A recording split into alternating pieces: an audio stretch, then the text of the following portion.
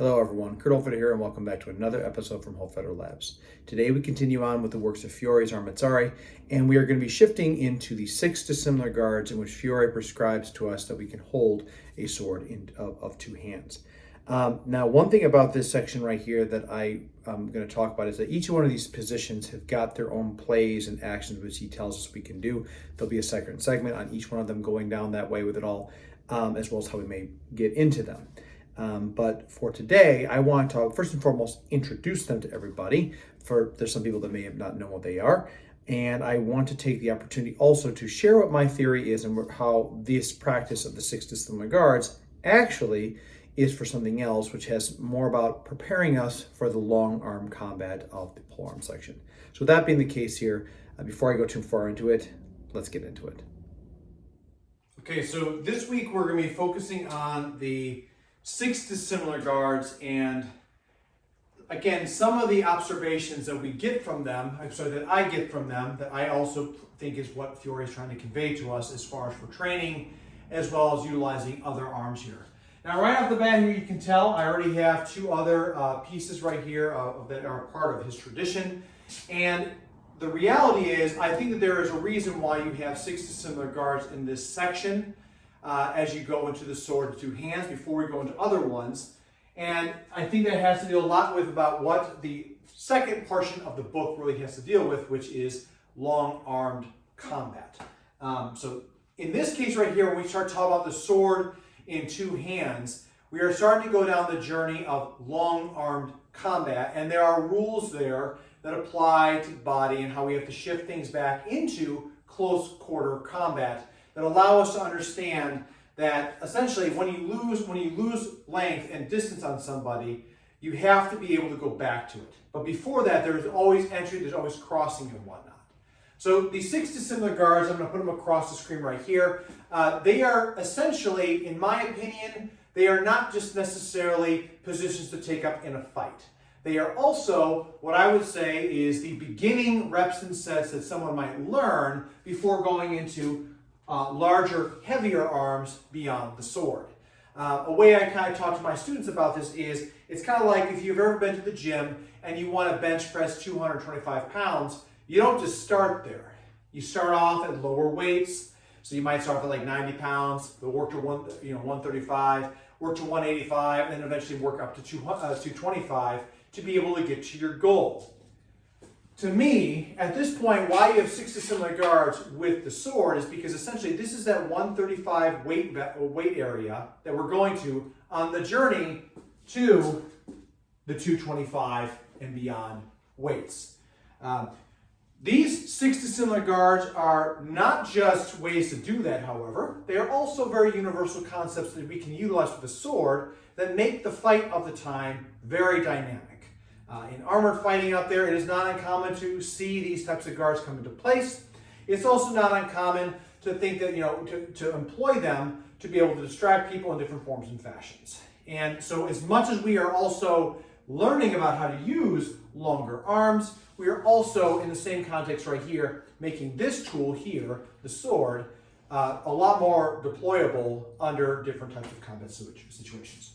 So, we're going to talk about all of these right here. Again, the first one that we see within the manuscript is the Archer's Guard, the Posto Sagittario. So it's sitting there along the lines like this. Now, obviously, this looks like it's a throw position. In the following videos, in the following weeks, I'll be talking about what he says in each of these, and then I'll be talking about how to deploy these things, and so on and so forth. But this right here essentially is just a throwing guard position to allowing ourselves to be able to hurl the sword. In the link to the description of this video, you will also see a spot in there as well, a video that I put up there where I throw sharp swords in one of my cutting ranges, and it is very effective, and I highly encourage you to take a look at that because I think that this is something that is very prevalent and very easy to do and had very, very, very important relevance in this period of time. Okay, so Archer's Guard, very simple and easy right here. I just turn myself open, I open my foot back here. Same concept as a posto longa, which allows me the ability to give this position up. The next position that we see is the standard sword in one hand position. So we've already seen this guard position before, so it's down here along the side here. slightly tipped upwards. The point being is that, once again, use the sword on this right here so you have a mass weight here and you can cover in different forms and fashions.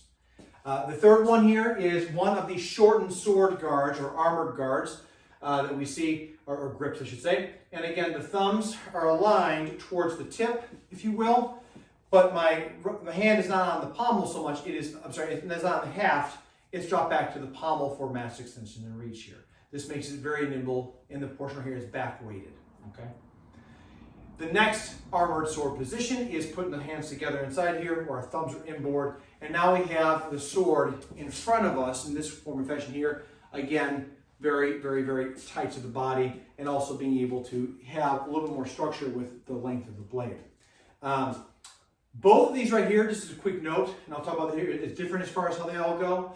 This right here is longer, but it's weaker, just because the arm is inside of how the structures work here. This is a weaker position. This right here is shorter, but it is stronger because of the structure of my arms. And I think those are just, once again, various ways of being able to do this. The fifth position is that sword in two hands position that we will be talking about here in the next couple of weeks, which is both hands on the handle. And the sixth position here is, we see him in an axe guard position. Axe grip, that's what I call it, where I held the sword in place here on the point and also here at the haft, and I have it at the crossguard section. This is not a position that's universal to Fiore. In plenty of German systems, you'll hear it called as the Mordschlag, or throwing the Mordschlag at somebody. Fiore doesn't. He talks about this as far as a sword that is also an axe as well, which in previous videos you've seen me talk about this right here, some of the armored swords that are in his manuscript as well. Okay. So now that we've discussed what these six positions are here, we're going to discuss about how I feel that they tie together into other concepts, which are very important. There's lessons within them. So before we start talking about what they do individually, we're going to start talking about how they translate, and once again, why I think they convey to these different tools of war as well.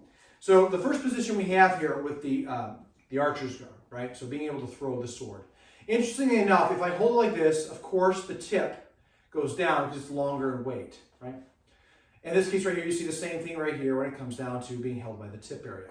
This weighs more, so therefore wherever it's at, whatever is dominating it, so if I let go, this is going to swing, right? If it stays in my hand, it's going to make the other portion swing. So this becomes the bevel point. If I move my arm up right here and down, it basically becomes something that I am able to transfer this out and throw with relative ease. This transfers over very nicely into the Lanza in the same fashion of, if I carry this right here, if I want to throw this thing, then I need to have the weight in the back appropriate so that it doesn't dip down in flight, but it actually carries forward in that kind of flight area. Mind you, this right here is something I built for myself, so it's not necessarily 100% historical, but it does convey the lessons of which I think Fiore is trying to say within the Lanza. It's got a pedale here which does convey things. It does allow for certain rotational pieces, which is another part that's also, once again, taught with the sword. So if I'm in this position right here, when I come in to throw this, and we see images of him throwing spears, or people throwing spears, and my logic is if he has people throwing spears and he's taught you how to throw it because you have to be able to train against it, then you know how to hold this thing in a way that is balanced so that when you cast it, it doesn't start flipping in air. That is something that the sword in this position teaches. The second position, the sword in one hand and the sword in two hand, as far as on the handles itself, to me, are just sword positions. You can, of course, hold an axe, a spear, and we will hear things like posta di donna when it comes down to certain things right here. You'll get those things right here. But the reality is, by holding it here in this position, this right here is not necessarily a fighting position. This is right here. Now we're starting to talk about how we can use this thing at max blade extension. Okay? So that doesn't necessarily translate over into this. However, we do know, and some of the images, we'll see pictures where Fiore has the axe up in the position right here, where he has it right here, he's pulling off someone's visor and sticking him in the face. We do see that possibility out there. But again, as far as lessons go of this right here, this is, again, what I would say when he has it this way, this is talking about this tool set, this tool right here, as far as blade optimization and doesn't necessarily convey over to this, okay? The third one is, once again, where we have our thumbs aligned into this right here. This is also, the weight is back in this, which allows for a faster tip. And you can already see here how this, in itself, becomes very much so like a spear or a lance. So in this case right here, again, if I'm holding up this spear, my thumbs are towards, this gives me the ability to stick where I need to go. If this is very forward, that's very heavy. It's all in the form right here, and it makes it harder. So if someone clacks this down, I'm locked into place. So again, being able to make it so that I have the space to work a lance in place is important. That comes from that guard. With an axe, it's no different. Again, we have the breve, posto breve. And again, if this is very far out there, this is very heavy. And sure, some people might be thinking, well, I could fight that way. You could. But again, this isn't just about 30-second bouts like we might see in modern day. This is a longer fight. And being able to convey this and work this means that you have to be able to balance it out properly so that the sticking mechanisms that happen here are pliable in that context. Okay. The next guard position that we see is where, again, the other armored sword position, thumbs inboard. We'll find out later on that this actually is a great position against dagger. We'll talk about this. So this position right here conveys to the other tools of war that we see within Fiore's arsenal. So this does also convey very, very much so to both the sword and to the lanza and the axe. However, I also believe it conveys very much so to dagger. So this right here becomes the same concept as a revezzo, where you can kind of go back and forth and use a backhand shot to create different areas right here. Just like with the dagger, we have the same kind of line right here. It's the same kind of concept right here, where we can have that backhand shot to fight with. So because this thing is equaled up here, we're closer to the mid portion of the handle, we have a little bit equal balance right here to be able to do the things that are necessary. That's a big part about this right here. So this is basically, in my opinion, a great way of teaching how to fight dagger against dagger if you have to get that kind of clinch. But it also conveys, once again, to pull arms. As we know, in that situation right here with a heavier weight, that means I can also start looking at striking areas. So again, how we start utilizing this back and forth to kind of get that bashing, kind of smashing mechanism that happens. And again, with both thumbs inboard, we're very, very strong. And that allows us to convey and do things that in this position we can do, but because this is open, it does make us a little bit weaker to breaks. Same thing with the axe. We'll see that also with the axe. In my opinion, his veracroce, whether it's this way right here, thumbs aligned, or here, I mean, honestly, I can look at that, but sometimes the drawing's a little bit kind of crazy. I don't think he really cares.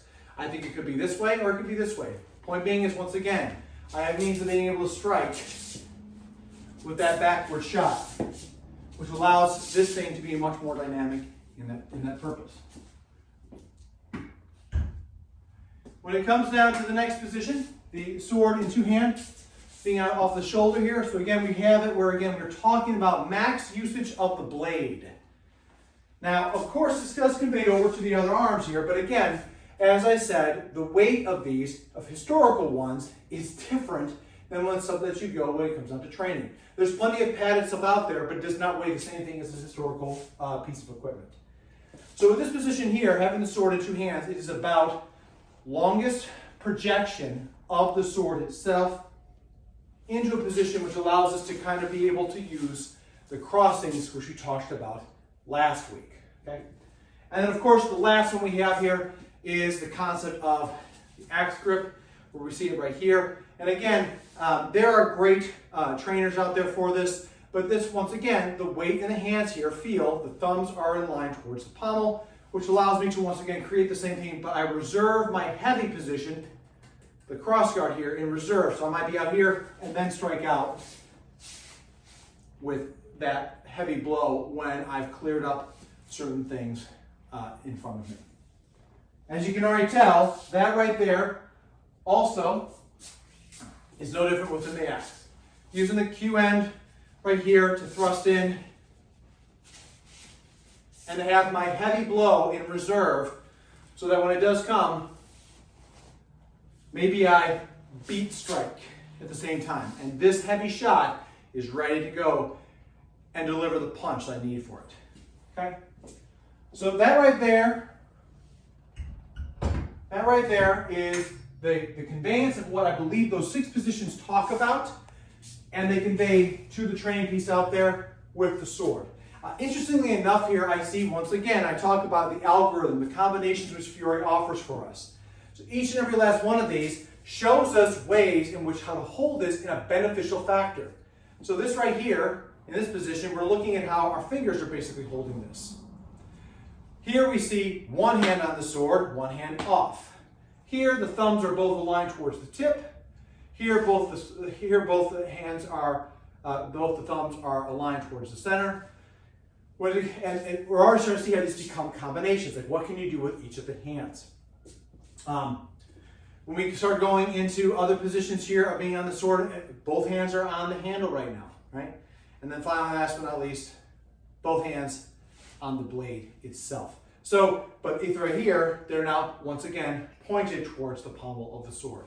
So in that position right there, those are all advantageous things and beneficial ways to carry this thing so that you may also be able to deploy it. But I also believe, and when I teach this portion in my classes, I also believe that this right here is a great way to also convey the necessary training that happens for later arms because the sword becomes such a diverse tool of war.